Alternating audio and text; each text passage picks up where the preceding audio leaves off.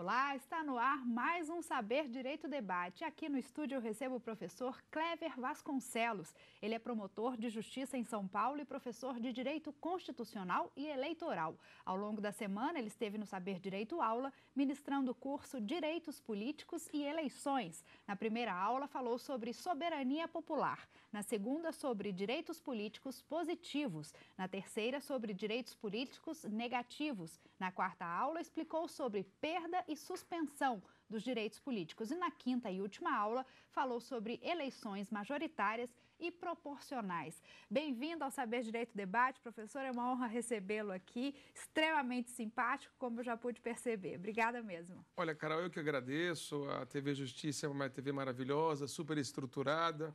Só aqui mesmo em Brasília para a gente conhecer todo esse aparato que vocês têm e essa organização que levam ao telespectador do Brasil inteiro. É uma honra para mim estar aqui no Supremo Tribunal Federal, na TV Justiça, participando do programa. Muito obrigada, que bom que a gente passa essa impressão mesmo. Professor, eu acho que nada mais oportuno do que a gente começar o nosso programa falando sobre plebiscito. Por quê? É a voz do povo. Ano eleitoral, não é isso, minha gente?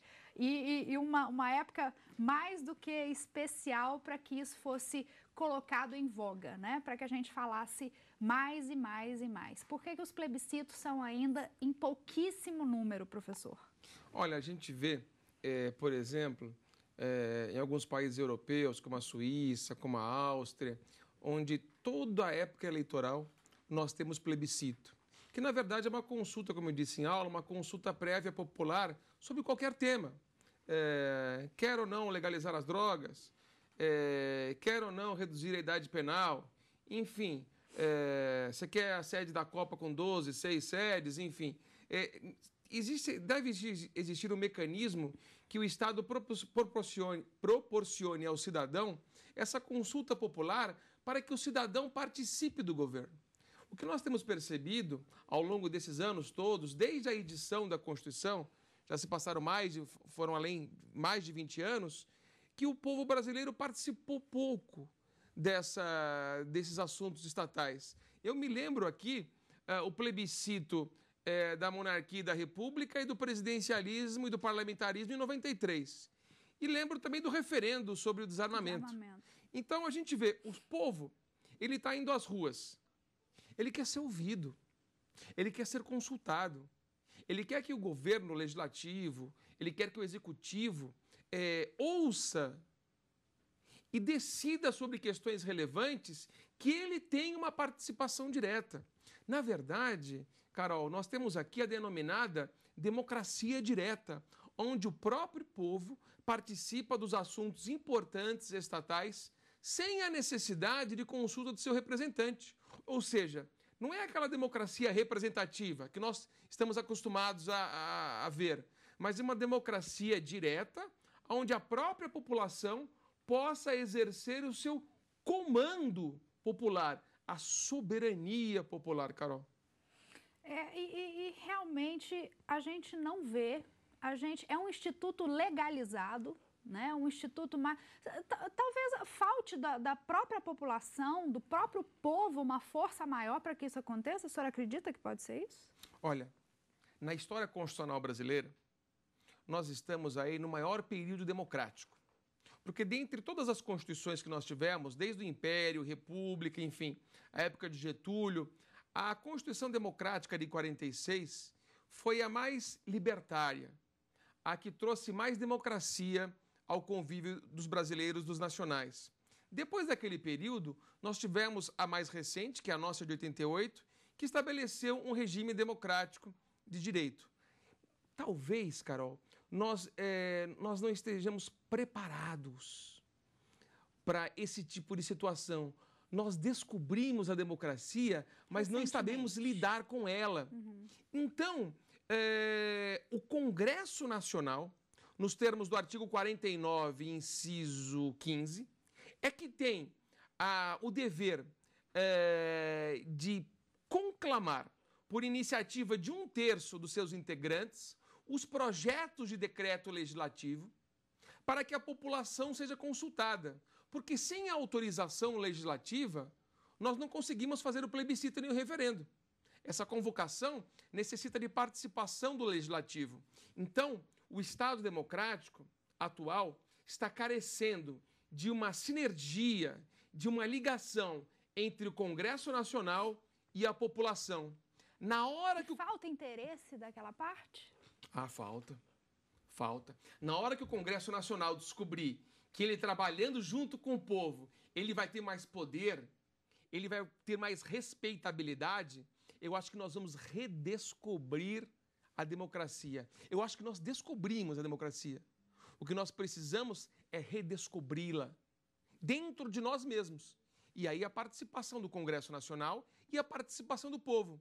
Se o povo é consultado, não existe a saída do povo às ruas desesperada, dizendo, por favor, eu quero ser ouvido. Então, o plebiscito como mecanismo de consulta prévia, ou mesmo referendo de consulta posterior, são mecanismos que deveriam ser utilizados em todas as eleições. Frequentemente, né? Frequentemente. O que o senhor sugeriria de plebiscito nesse momento no ano eleitoral, por exemplo? Olha, nós temos aí a questão... Como objeto de plebiscito, né? Isso. Nós temos questões relevantes postas em dúvida aí pelo segmento jurídico.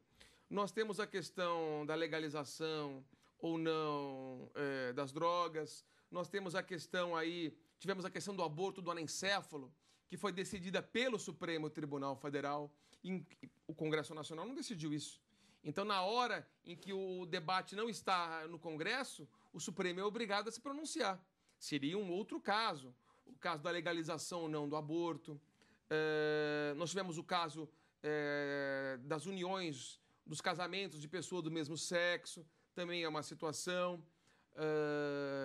Nós temos também outra questão, que é a questão de uma possível negativa de reeleição do presidente, dos cargos do executivo, ou seja, aumentar o mandato e proibir a reeleição.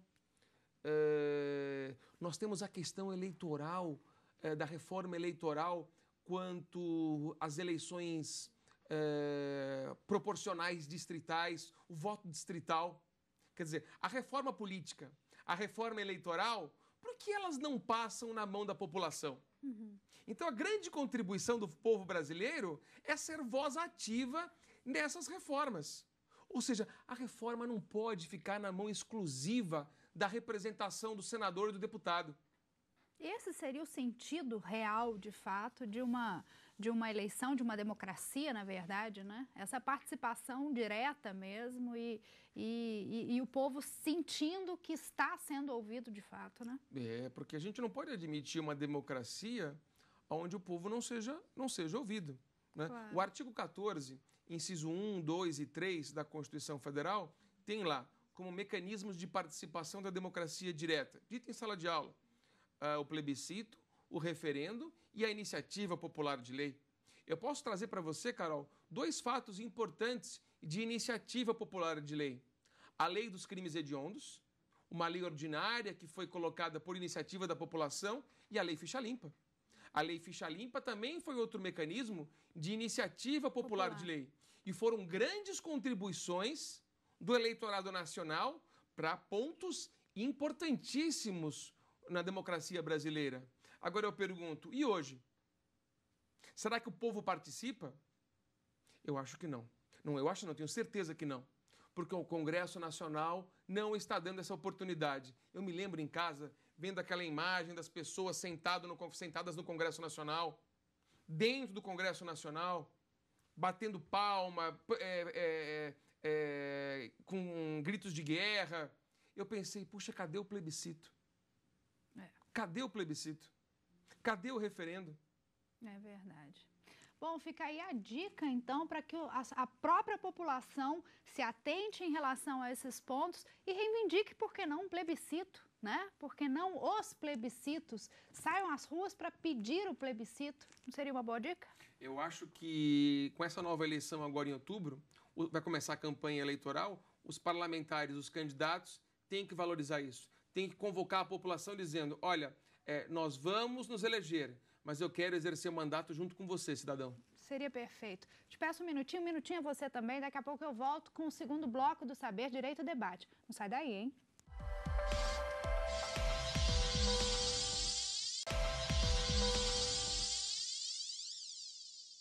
Estou de volta com o professor Cléver Vasconcelos, professor e promotor e nosso convidado de hoje aqui. Professor, retomando um pouquinho o que o senhor citou no primeiro bloco, a questão do voto distrital. Explica para a gente um pouquinho melhor como é que seria esse voto distrital. Porque hoje, Carol, é o seguinte, nós temos uma questão das eleições proporcionais, onde são eleitos parlamentares, por exemplo, um deputado federal, conforme o número de votos que ele recebe no seu partido ou coligação, por um critério matemático. Os deputados mais votados no seu partido serão eleitos. Mas aí a gente pode pegar uma situação. Em um determinado estado, uma região não é contemplada com um deputado federal. Nós temos a carência. E numa outra região, nós temos 4 ou 5 parlamentares eleitos naquela região. Me parece razoável a gente contemporizar isso.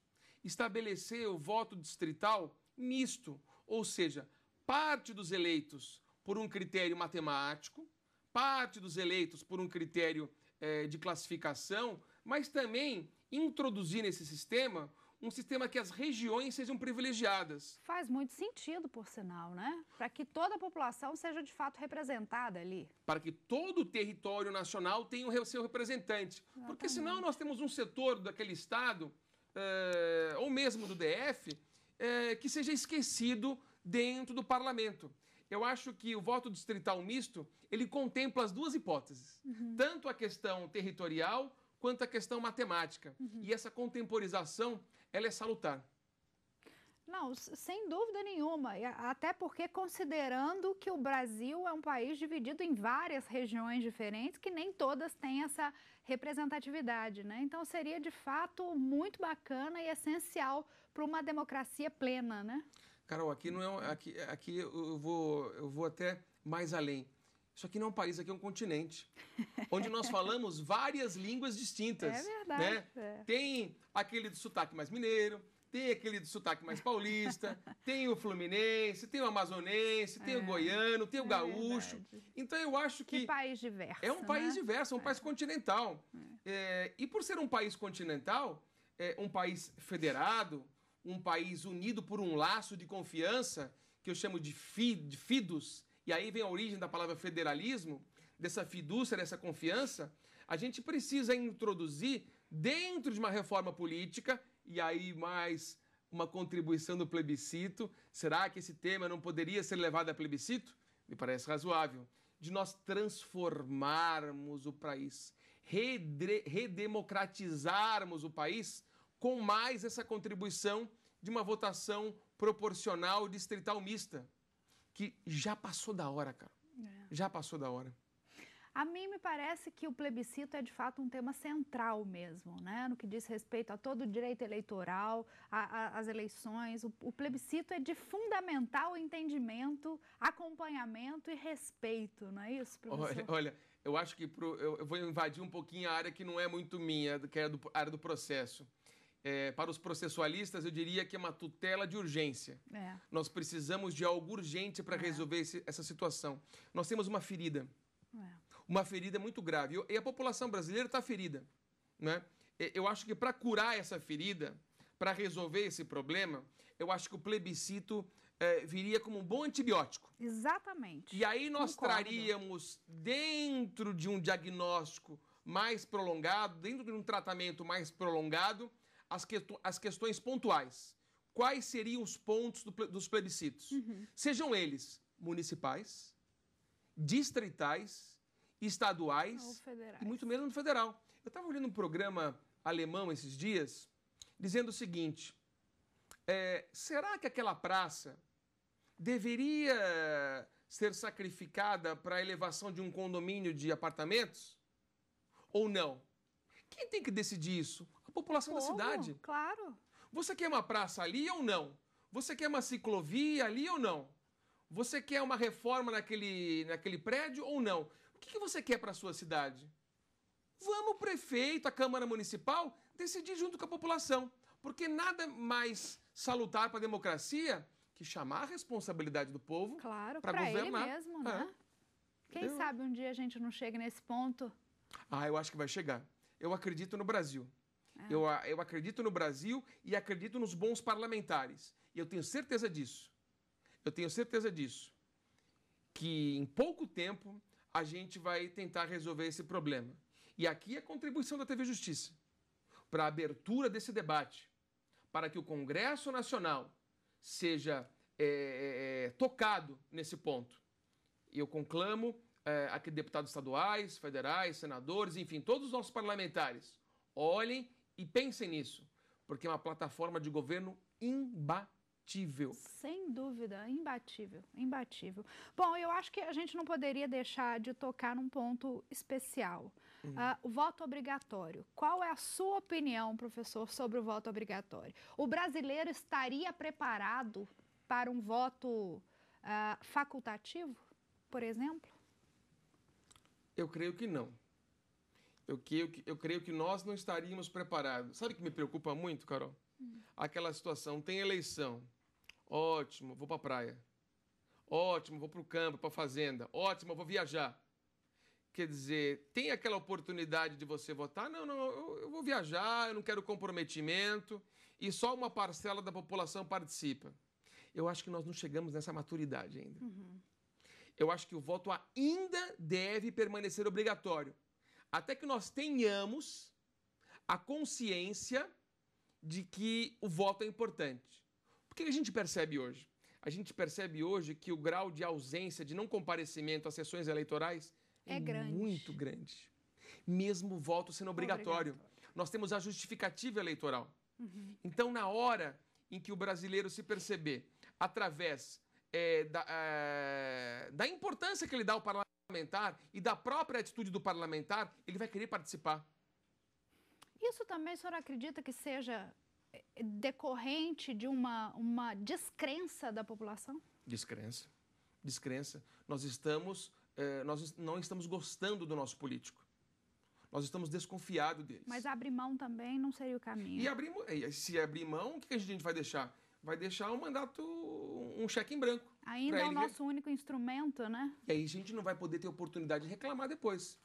Quer dizer, se a gente participar com plebiscito, se nós acreditarmos no nosso político, e eu acredito no bom político, aí sim nós poderemos pensar em deixar o voto facultativo, e aí eu tenho certeza que o não comparecimento vai ser pequeno.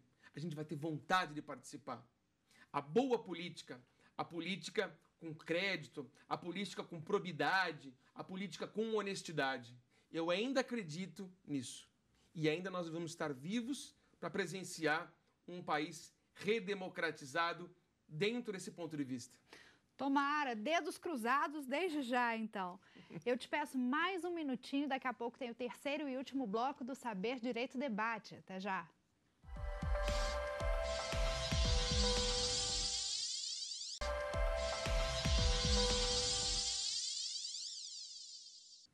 Já voltamos e agora vamos falar dos livros, como de praxe aqui. O professor nos trouxe 2 livros de sua autoria e vai nos citar alguns outros como referência de estudo para quem quiser se aprofundar um pouco mais nesse tema, direitos políticos e direito eleitoral também, né? Vamos começar com as suas obras então, professor. Está aqui, Curso de Direito Constitucional, Cléver Vasconcelos. Por que esse livro é especial? O que o senhor juntou aqui? Conta um pouquinho dele para nós.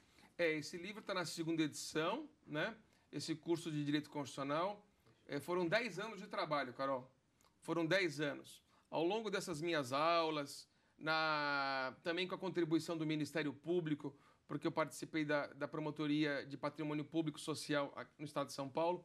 Então, eu juntei todas as minhas aulas, as minhas atividades e elaborei um livro que fosse de fácil entendimento para o leitor. É certo, ele tem 700 e poucas páginas, enfim, é grande, mas o conteúdo dele está enxuto para uma boa prova, para um bom exame, para participação na OAB, nos concursos públicos e também, por que não, na graduação.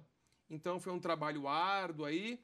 E também tem um detalhe, em cada capítulo, final de capítulo, tem aquela denominada árvore jurídica, que é um resumo do capítulo para facilitar o leitor para ter esse contato com o direito constitucional. Não, isso é muito legal, inclusive, para quem lê e relê várias vezes, né? Você correr rapidinho aqui no resumo, depois de ter lido, é fantástico e sempre muito legal, né? Porque, na verdade, muitas vezes, quando a gente vai ler um livro, a gente faz aquela marcação com a caneta piloto, que chama, né? Enfim, com aquela caneta. Marca-texto, né? É marca-texto. E aí o aluno vai retornar no que ele foi marcado. Então, eu coloquei todas as marcações de texto na árvore jurídica. E nessa árvore jurídica, ele tem um resumo de todo o capítulo. São os pontos principais disso, você puxa na memória o conceito daquilo, a explicação daquilo tudo. Né? Mas árvores jurídicas, Carol, bem carregadas. Tem bastante fruto nessa árvore jurídica. Não é uma coisa bem simples assim. É uma árvore bem carregadinha. Então, eu sugiro aí, é um trabalho que eu tenho...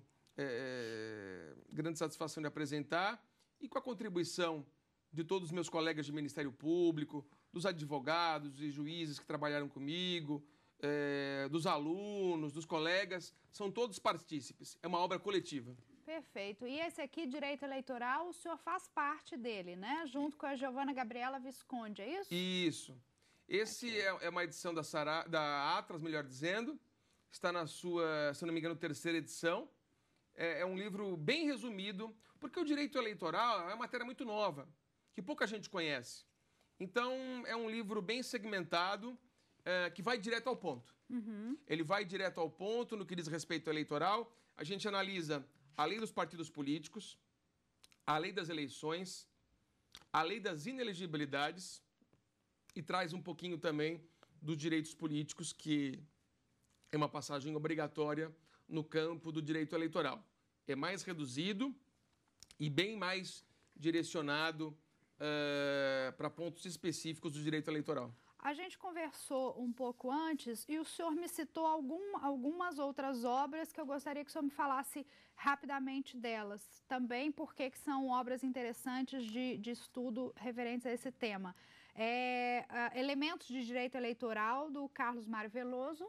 Isso, eu trato esse livro com muito carinho também, porque o ministro Carlos Veloso, ex-ministro do Supremo Tribunal Federal, integrou a corte do TSE também, é um ministro aqui da casa, então é uma pessoa que tem um conhecimento jurídico inigualável.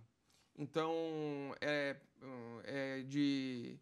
obrigatório você ter essa passagem também pelo ministro Carlos Veloso, que é importante. Né? Direito Constitucional Esquematizado, do Pedro Lenza. O Pedro Lenza é um grande amigo.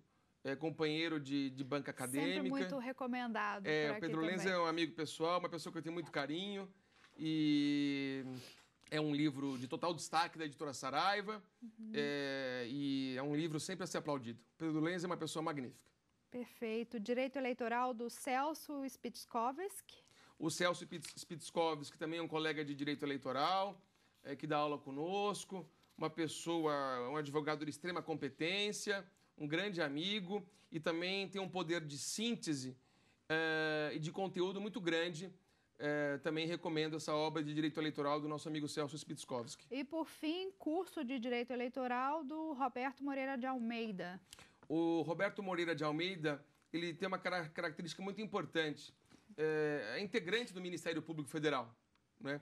E por ser integrante do Ministério Público Federal, o Ministério Público Federal tem uma grande característica, que é a atuação na segunda instância da Justiça Eleitoral no que diz respeito ao Ministério Público. Os promotores estaduais participam do primeiro grau e os procuradores regionais do segundo grau, junto aos TRS. Então, é uma contribuição de um Ministério Público Federal atuante, de um Ministério Público Federal que traz contornos de grande grandeza para o direito eleitoral. Perfeito. Professor, como o nosso tempo é sempre curto, o tema nunca se esgota, principalmente nesse momento, que é mais do que oportuno a gente debater e discutir. Mas eu gostaria de encerrar sabendo do senhor o seguinte: uma das causas de revolta da população, de grande revolta, é a questão da elegibilidade de suplentes, vamos dizer assim.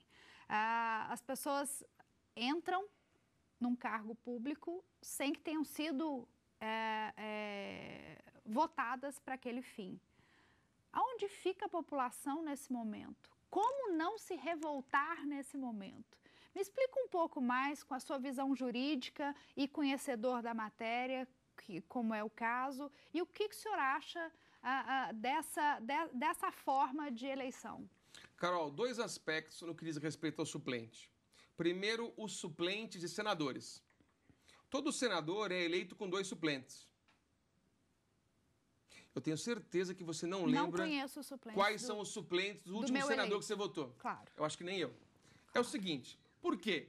Porque o suplente, ele detém uma parcela de 10% da propaganda eleitoral em relação ao senador. Ainda tem 10%. Ou seja, toda a propaganda eleitoral do senador tem que ter pelo menos 10% do suplente. Mas isso no que diz respeito à veiculação, muitas vezes, daquele santinho eleitoral. Mas não na televisão. O suplente não vai à televisão. Então seria interessante que o suplente participasse também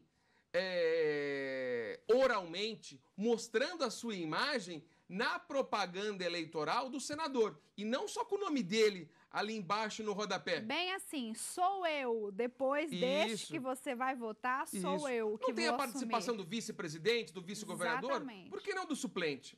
Agora... E essa, o senhor acredita que é a melhor forma mesmo? Eu acho que o suplente tem que participar da propaganda eleitoral no rádio e na TV. Não, que a eleição, a elegibilidade, vamos dizer assim, do suplente é a melhor maneira mesmo do que o segundo mais votado?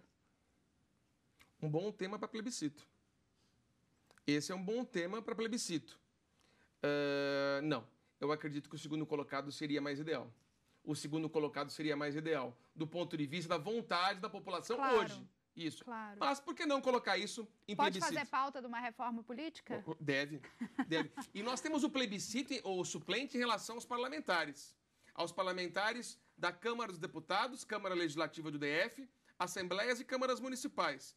Aí sim, Carol, aí o esquema eleitoral é mais democrático. Por quê? Porque o suplente de deputado, ele é eleito pelo povo. E só não foi eleito porque ele não conseguiu a quantidade de votos para assumir uma cadeira. Então nós temos uma participação popular. No caso das eleições proporcionais, o sistema é justo. No caso da eleição majoritária para o Senado, não. Tá vendo? Então, pauta aí de um possível e próximo plebiscito, quem sabe. Imagina se a gente conseguir levantar aqui com esse programa algum plebiscito. Professor, muitíssimo obrigado, o senhor é uma simpatia, obrigado pela presença, parabéns pelas obras, volte sempre, a casa é sua. Eu que agradeço, mais uma vez elogio aqui as instalações da TV Justiça, a organização desse programa e a organização dessa televisão, como um mecanismo da democracia direta. Um mecanismo que torna o judiciário mais próximo do cidadão e coloca ele de partícipe. Eu sempre falo, o programa Saber Direito, a TV Justiça, é um grande instrumento plebiscitário, não é? Onde os convidados, as pessoas podem vir aqui e dar a sua opinião sobre questões relevantes. E o Saber Direito debate é exatamente para isso, para a gente conhecer um pouco melhor do nosso professor. Obrigada mais uma vez. Parabéns. Obrigada a você de casa também. Lembre-se, a casa é sua também. Esteja e nos acompanhe, esteja sempre com a gente e nos acompanhe sempre que puder. Qualquer dúvida é só mandar um e-mail para saberdireito@stf.jus.br ou também pode acompanhar os outros programas da casa e ver todos os nossos programas aqui do Saber Direito Aula. É só acessar o www.tvjustiça.jus.br. Me despeço de vocês agora e te vejo de novo na próxima semana. Até lá, tchau. Tem dúvida sobre o assunto? Mande um e-mail para nós, saberdireito@stf.jus.br. Você também pode estudar pela internet, é só acessar o site www.tvjustiça.jus.br.